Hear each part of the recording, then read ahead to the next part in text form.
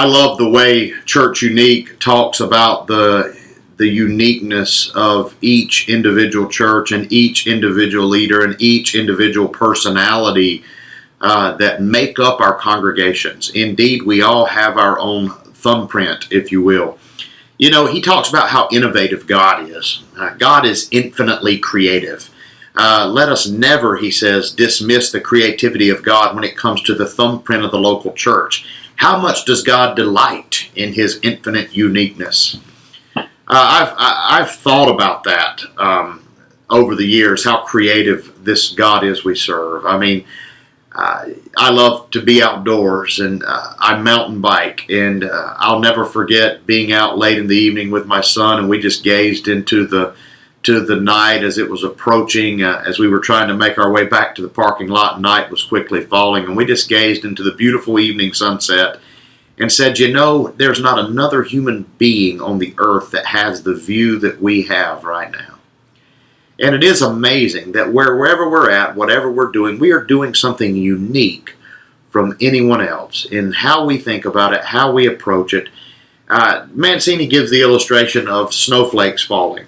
How no two snowflakes that have ever fallen in the history of existence are identical. That is amazing. How is that possible? I mean, it's because of God's handiwork, you see. Just like the complexity of snowflakes falling to the earth. Each complex snow crystal has an almost infinite number of discernible crystal variations, Mancini tells us. And as these extremely sensitive flakes blow about in the wind, the ever-changing conditions lead them to grow in different patterns as they fall. And the final design is a reflection of these growth conditions. It's the same with us. You know, we've all been fashioned by the people God's put in our life, by the experiences we've had on this earth, by our family, by our culture, by where we were born, by how we were raised. And the great news about that is God wants to use you just like you are. He wants to use your congregation just like it is, regardless of past mistakes, regardless of places they're at right now where they seem to be stuck in the same motions. Now, consider what God does when just a few people come together in his name. How much uniqueness is in those 15, 20, 30 individuals? How about a church of 100 people or 1,000 people? Is it possible that the uniqueness of these groups far outweighs the uniqueness of a small water crystal that turns into a snowflake blowing somewhere in the atmosphere? Wouldn't each church, however small, carry a unique collective spirit in that particular church? Because each church is a different subset of one-of-a-kind saints. I love that idea.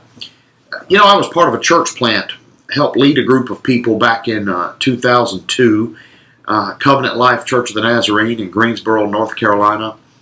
And it was amazing what God did through that group. It started in a college classroom at John Wesley College. And we ended up meeting under an old brush arbor at John Wesley Camp as we launched our church in June of that year. And it was amazing because the facilities were terrible. I mean, you wouldn't have thought you would be able to attract anybody to that place. And I was kind of down about it, to be honest, because the place we had originally tried to get, there were just a few people holding onto that property on the North Carolina district, and they weren't willing to let go of it. And it really kind of crushed my spirit because we had high hopes of being in that property. We had to go to this old rundown metal building, and there was a brush arbor across the street, and that was the best we could do. But you would be amazed at how those 30 people came together and united for this vision that they had to reach that community for Christ. And those 30 people quickly turned into 130 within just 6-8 months. I mean, it was just a beautiful thing to see how when God strips everything away and all that's left is just the thumbprint of what he's doing there in that particular place. It was just an amazing thing to watch. You see, every location on earth presents its own growth conditions that affects the patterns and developments of God's people. If every snowflake, as Mancini talks about, that was ever created in the universe is different, is it's so hard to conceive that every one of us that are part of more than 300,000 churches in North America has a unique purpose in that community. They should have a unique vision pertaining to their community. Now, those questions drive us to the essence of casting vision.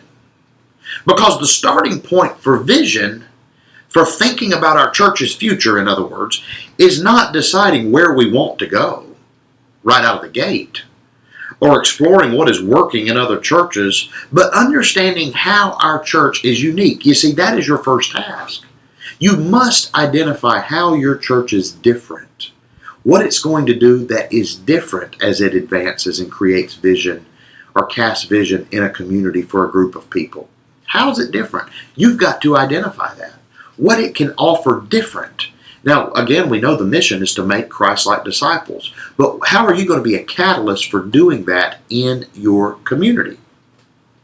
What makes you, your congregation, what makes you different in the life of the local place that you exist?